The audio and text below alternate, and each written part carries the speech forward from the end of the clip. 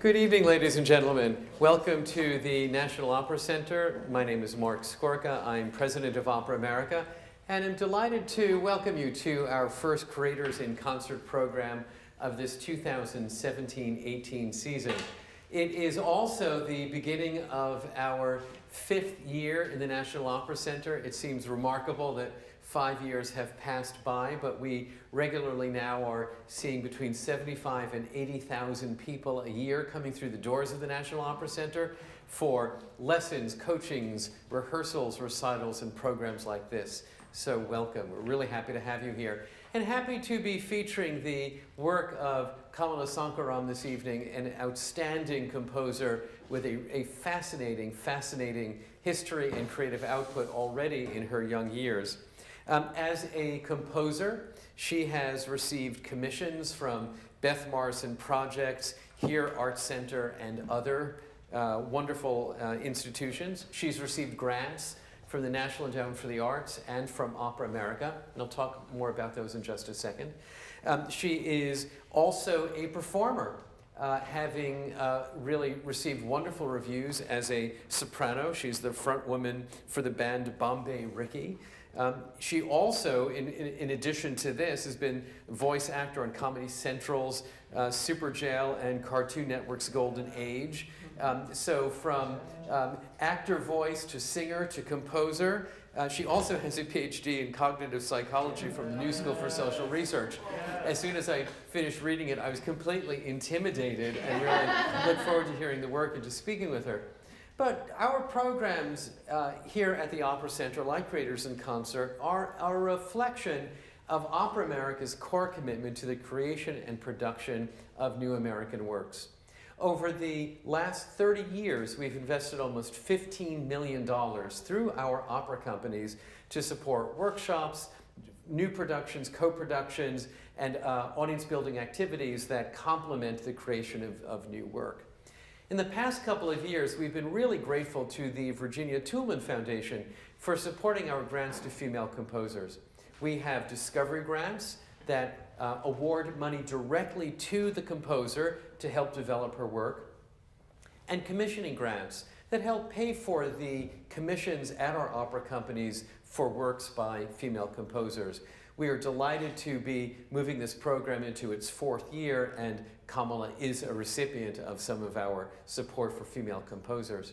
So this is a core commitment to Opera America. You'll see that in the beginning of 2018, our next Creators in Concert is Paul Moravec.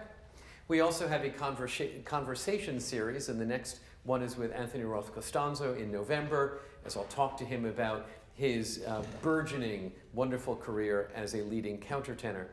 But this evening we hear Kamala Sankaram. It is without further ado that I ask you to enjoy the program, enjoy the wonderful performers who are here, and then afterward get ready to have a little conversation with Kamala and then a reception in the lobby. Welcome and enjoy.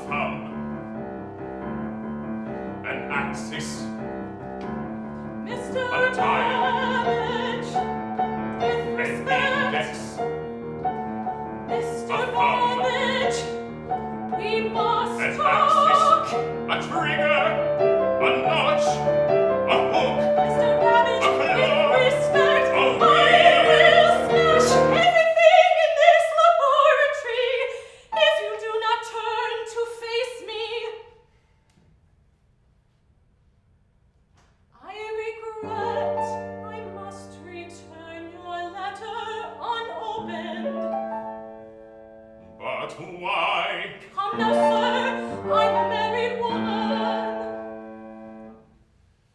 You have helped me with my work since you were a girl, advanced beyond your years. The picture of your mother, you wrote a letter full of admiration. I look at you and see that teenage girl. And now I'm a woman, a married woman.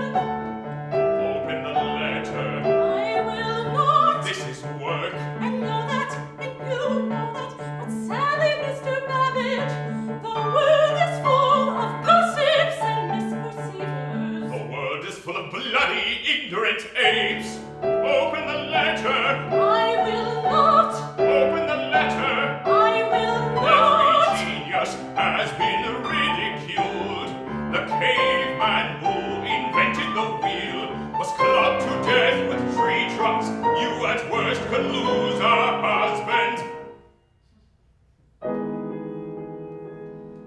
Then I will leave it here. Good day. Stop being foolish. Good day. Ada, watch. At the moment, the division between 9 and 0 passes under the index. A thumb placed on the axis hits a trigger and raises out of a notch a hook, which sustains a claw and allows it to fall by the recoil of a spring and drops into the next tooth of a wheel. A dial, an index, 1/1. a thumb, Over 1 plus. an axis, X over 2 plus. a trigger, Squared over 2 times 3 plus. a notch, Cubed over 2 times 3 plus a 4 hook, plus. a claw, a thumb, Times 2 times 3 times 4 times 5, a spring, a tooth, times a wheel. 4 times 5. No, no, no, Ada, no. Some things are more important than adventures of the mind. Not everything must move the species forward. Remember how your father always put his family last. Will you also leave your children all alone? Ada, ask yourself one thing. Would any man in the Royal Society let the opinions of others keep him from the pursuit of knowledge? No, but I am not a man. The future will not care what kind of body housed that mind. Open the letter. My dear Lady Lovelace, My dear Lady Lovelace, I am on the verge of a breakthrough. A breakthrough on the analytical engine. I will have need of your particular gifts. Please say I can count on you. My enchantress of numbers. My enchantress of numbers. of numbers.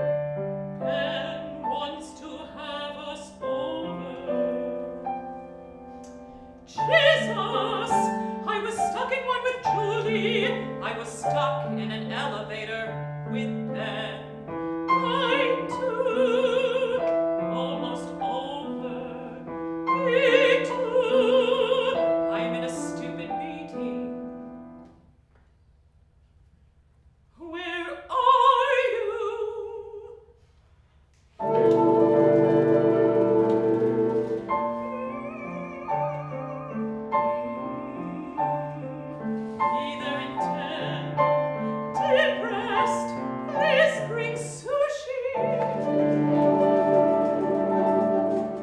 I think I am too Dorothy.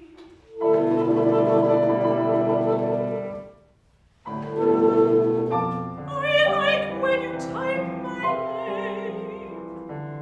I felt that way too, Dorothy.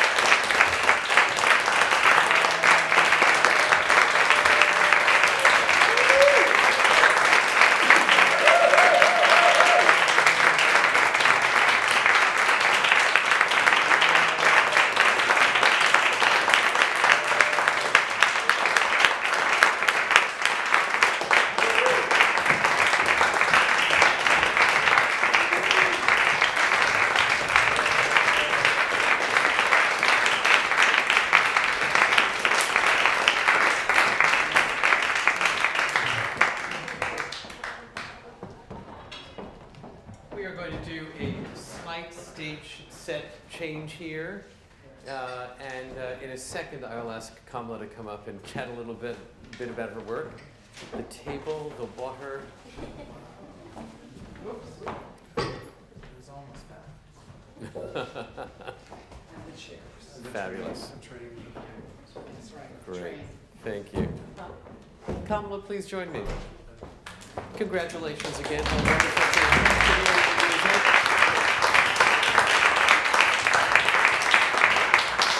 So I always start out by asking, who brought you to your first opera? Oh gosh, I think I brought myself to my first opera because I grew up in San Diego, and my mom, while interested in classical music, was not really an opera fan. But when I moved to New York, it seemed the thing to do to go to the Met. So you had come to New York. You'd already moved Yes, as a I'd already moved young to New adult York, yes. to see your first opera. When did you compose your first music? Oh, well, the story in my family is that I was 4, and I created a piece called Fluttered by a Butterfly, which was captured on video somewhere. So I guess that would be the first. The first official writing I did was for, there was a community theater in my town, and it was a very small town. It was about 30,000 people in the town, and this community theater was doing a musical, and I was cast as the bad guy, and they said I could write my own song. So I think that was the first time. I was like maybe 14 or 15. Because you also are a singer, and did you think that singing would occupy your creative career, or was composition always in the primary place? How do those blend? I think I started off not really thinking about one versus the other. I went to Sarah Lawrence, where you don't have to pick a major, and you can kind of do what you're interested in. So I did study composition there, and I studied voice. And actually, when I moved to New York, I thought I would be Sondheim. Don't write it off. Right. But then a PhD. Yes. In something non-musical. Yes, yes. Something considerably non-musical. So how did you take that path? Well, my father is South Indian, and he was not keen on my becoming a musician. In the Indian community, you can become a doctor or a lawyer or an engineer. He's like, I give you a choice, doctor, lawyer, engineer. So I had paid my way through undergrad, but found myself very much in debt after going to Sarah Lawrence, and he made me the offer that if I went for something that was not music, he would pay for it. Wow. So you did it? I did it. Does your study of psychology inform your work as an artist? Yes, very much so, and especially the kind of psychology that I did, which I was in the psycholinguistics lab. So I studied how language is used in contexts and how words acquire meaning, and that really lends itself to thinking about opera. Because you have the chance to comment on someone's feelings, but also to shape the way that we think of a character, to bring back certain themes that are important, even when the words aren't there. It's very much about semiotics and pragmatics. Well, I was wondering, because I felt a difference in some of these excerpts tonight. So when we had Enchantress, and I think it is deceptive to have a librettist named Handel, because the word Handel in Enchantress, I feel like it's a Baroque opera.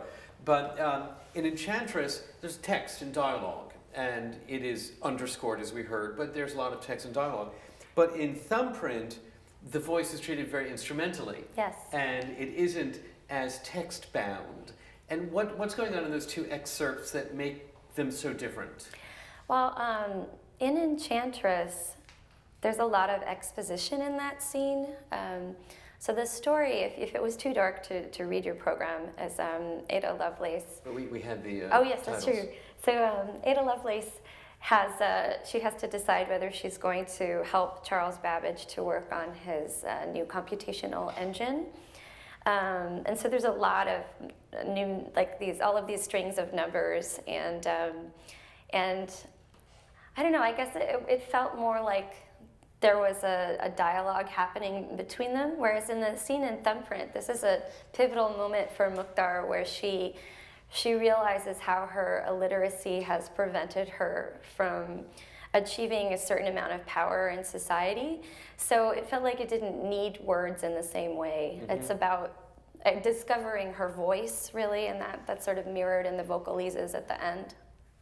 And then in the final excerpts, I felt it was kind of a combination of both, that it was both you were delivering text and delivering it clearly, but also extended vocal lines that also revealed the feeling of the character. So do you see that also as a Yes. blend between the two? Yes, yes. And fascinating, your use of the wind instruments was almost like percussion instruments, not having the long wind lines, but using them in different ways. What's your thinking about that instrumentation? So I arrived at saxophone trio because that particular piece, I'm interested in crime jazz. The libretto borrows the structure of Casablanca, and so we were thinking of this sort of noirish world. And I was listening to a lot of Miles Davis and, of course, Monk, which you could hear in the chords and the piano. And so I guess I was thinking of how to use the saxophones as a timbral color rather than making them sound too quote-unquote jazzy. Especially since I know all three of the sax players and have worked with them and with Anthony Braxton and with other sort of avant jazz people. So I know that they are capable of making these sounds come out of the instrument that you might not expect. It was both percussive and almost like special effect sound too at some point. Yeah. Did you wind up majoring in music at Sarah Lawrence?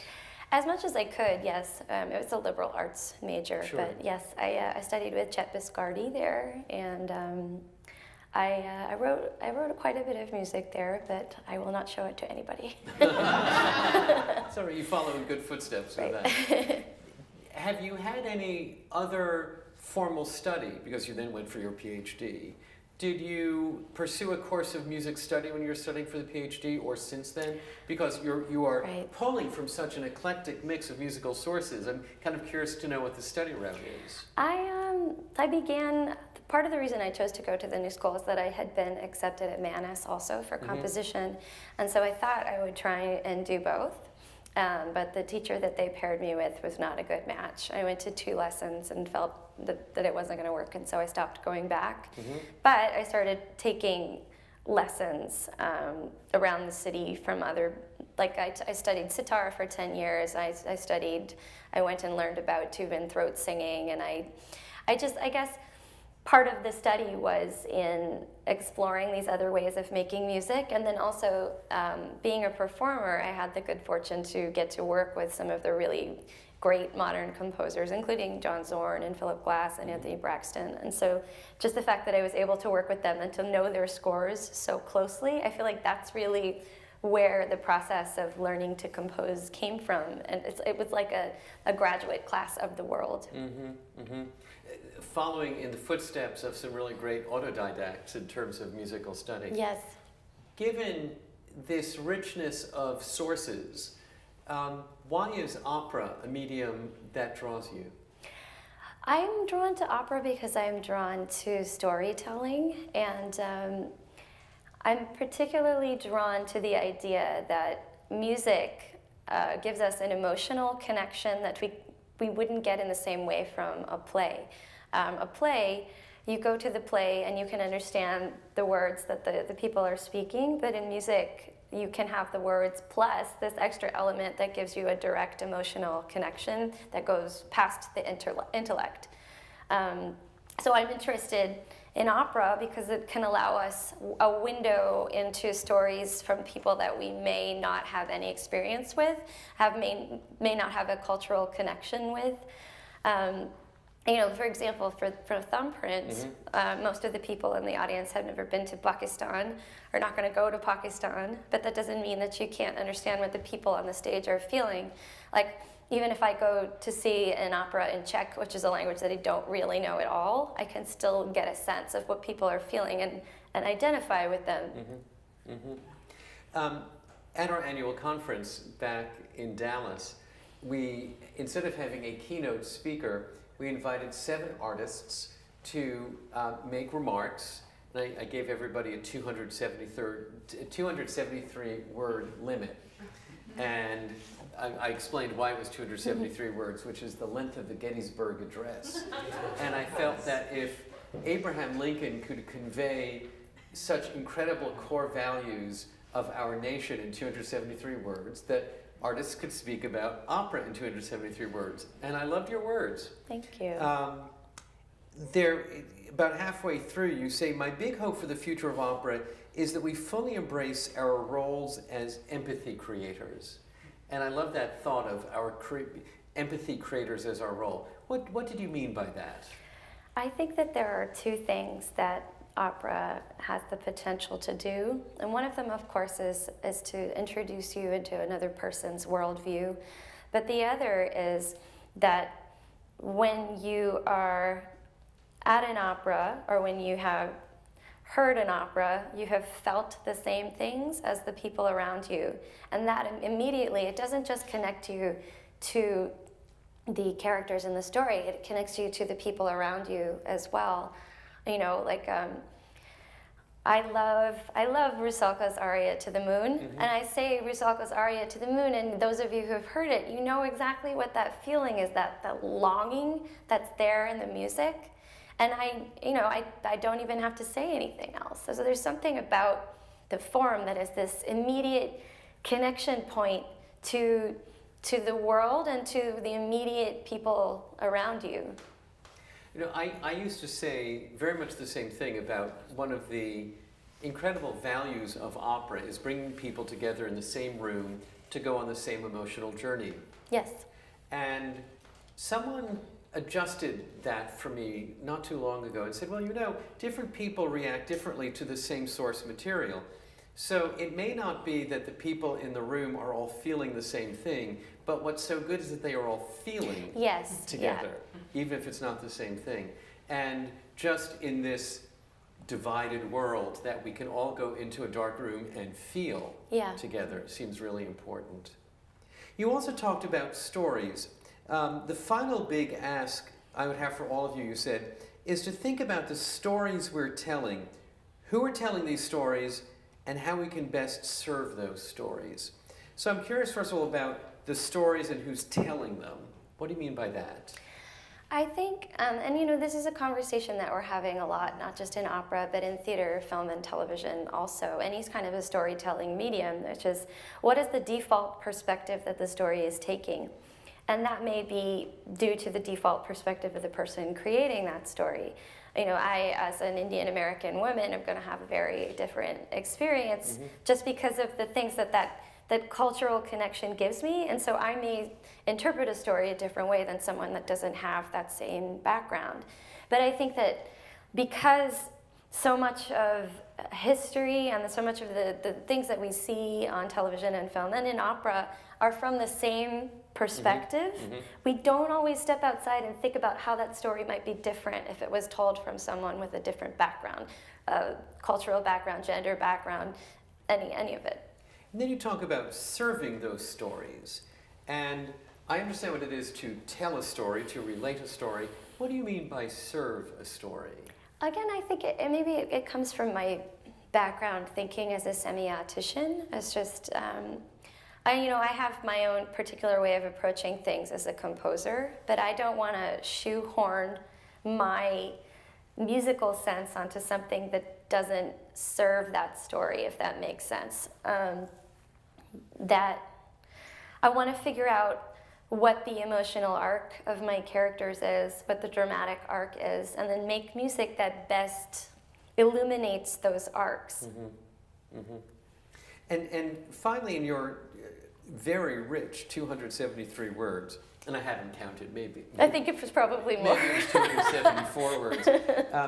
The importance that audiences are hungry to see themselves on the stage.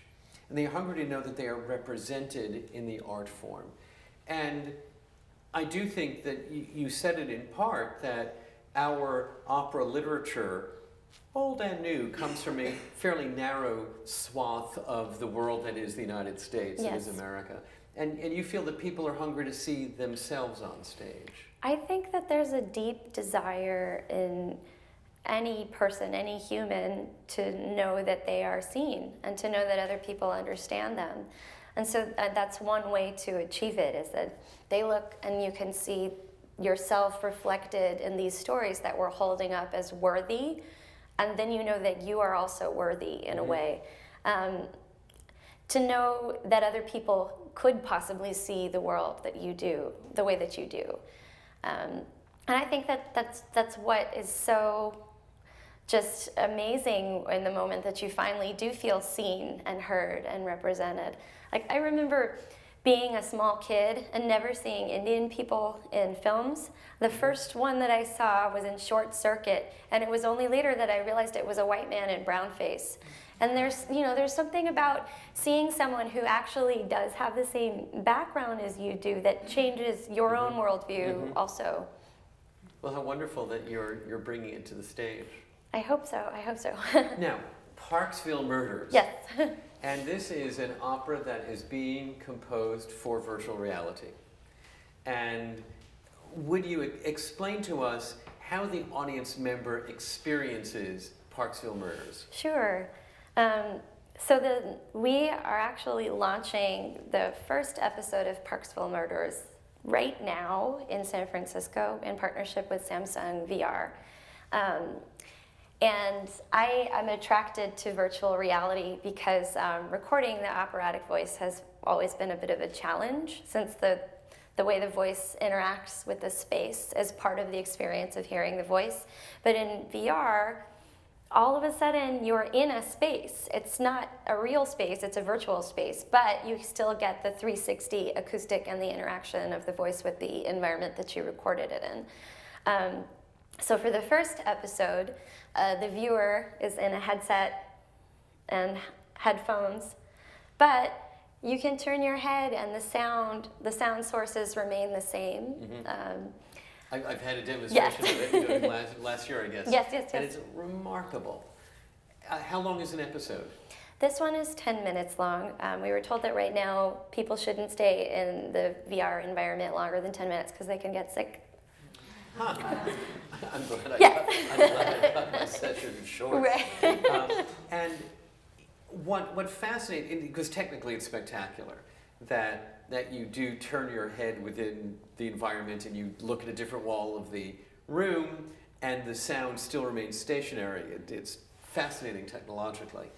I'm interested in the fact that it is a solo experience. Yes. And you've just been speaking so richly about the value of the shared emotional experience, and this is a solo experience. So connect the two for me.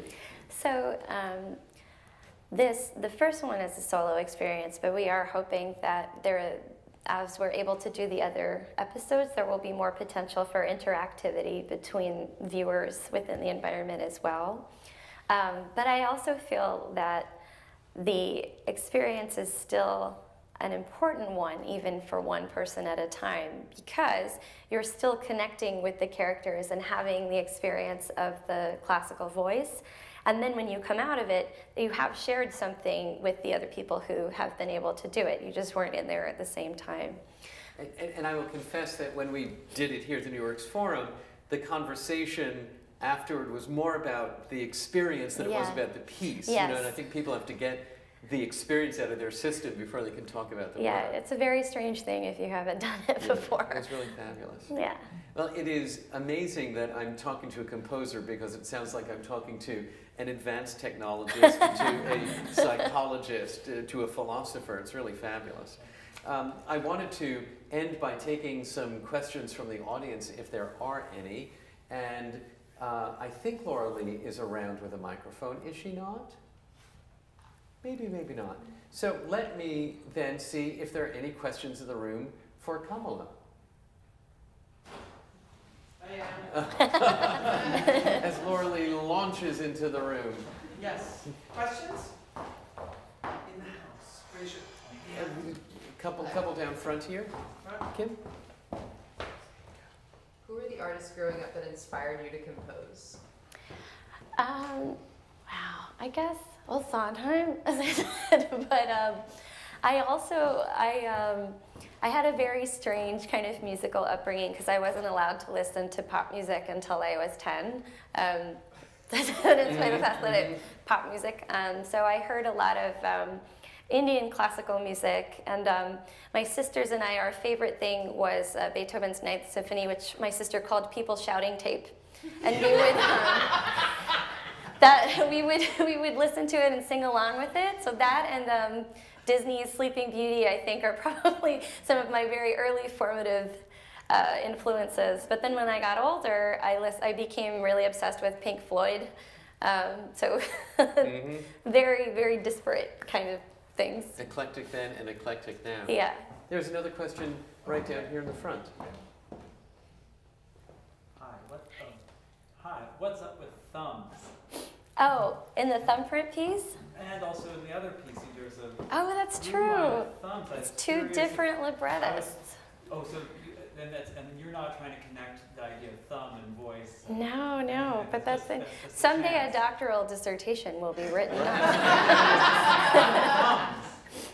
There is a wonderful author, Australian, named Elizabeth Jolly, and I was introduced to her books about 30 years ago, and I read all 10 of them in the course of a month, and I was then at a cocktail party in Chicago with her, and I asked her some of these questions about through lines, and she said, I wrote those over 30 years of my life, and you read them in a month, so you're seeing patterns that I never thought about, but you're observing it. So here you have Right, thumbs is thumbs. clearly. So maybe you can talk about your librettists and what brings them together. Sure. I mean, I think Susan might have come. I don't know if she's here. Oh, hello, Susan. So Susan is the librettist for Thumbprint, and Susan and I met through Beth Morrison, because Beth and I had been talking about making this opera about Mukhtar, and Susan had already written a play about Mukhtar. So we were introduced because of the subject material, and then we got along and decided to just plow forward. Did you do a little test before plowing forward? Like, let's set a poem or something. We wrote a scene from Thumbprint for one of Beth's 21C Liederabends, Liederabende. So it was the mother-daughter duet that's at the center of the opera, and sort of it's really the only thing that survived the whole way through from the beginning process. But because on the strength of that, we decided that we could work together. And how about Rob Handel? How did you connect with him? I met Rob through American Lyric Theater. I went through the Composer Librettist Development Program, and we were paired together, and that's actually where we wrote Enchantress, was during that program. And then So you were paired together? Yes. A forced marriage? Yes. But it worked out. That's great. And you continue to work together and find that you have a common connection? Yes, yeah. That's wonderful. Other questions? Yes? Here you go. Hi. Can you talk about the challenges of writing a mystery for the Parksville Murders versus the other narrative arcs that you've tackled before? Because, like, how is that different? Never mind, it's in VR, but it's also a mystery. Right. That's a really good question, because I've been struck by a couple of new operas recently that are kind of murder mystery whodunits, and think about, now, is that really for opera? Right. Because where's the opportunity to feel the emotion in a whodunit? How do you approach that? I think because the Parksville Murders is meant to be, it's rather Lynchian. It doesn't have to have a conclusive ending, and so it's more about the impetus behind it was when we were discussing making a piece for VR. The central question I think you have to ask is, why is the viewer in the room in the first place? And so for us, it became an opportunity to explore the problem of violence against women in horror movies. Like, you're in the room because you're the killer. So I don't know if that totally answers your question, but... Have you sketched out all of the episodes of Parksville? How many will there be? There will be 5 total, so we want to do 4 more. 10 minutes? Yes. So 50 minutes. And do you ever imagine that it would be performed in a live setting? It could be, if it was an immersive setting. Because the score actually is meant for objects in the room, like there's a radiator and a clock and a television set. And so I could imagine it being an immersive piece where the audience has to wear these black ritual robes, and then they can go in the room, and then you would have the same effect. But otherwise, I think it would be difficult to do with a proscenium space. How wonderful the way you're pushing on the definition of what opera is or what opera can be. Time for one more question, if there is one. Right here in the center of the room. What's next? Ooh. Well, we see that looking at you as a work in progress. Yes. So do you have some other pieces, some other material in the hopper? Yes, I have just finished a children's opera for Houston Grand Opera's Opera to Go program that will premiere in January. And then I'm not allowed to say too much, but I'm working on something for Washington National Opera.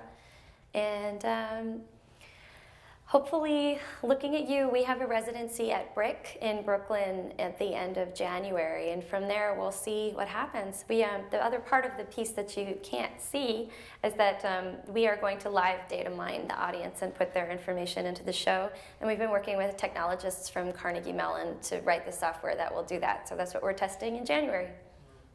Absolutely remarkable. When someone on stage says, I can't say too much, that's a good excuse to advertise our reception that's coming up. Right. So that I'm sure Kamala has plenty of wine and might spill some more about the National Opera.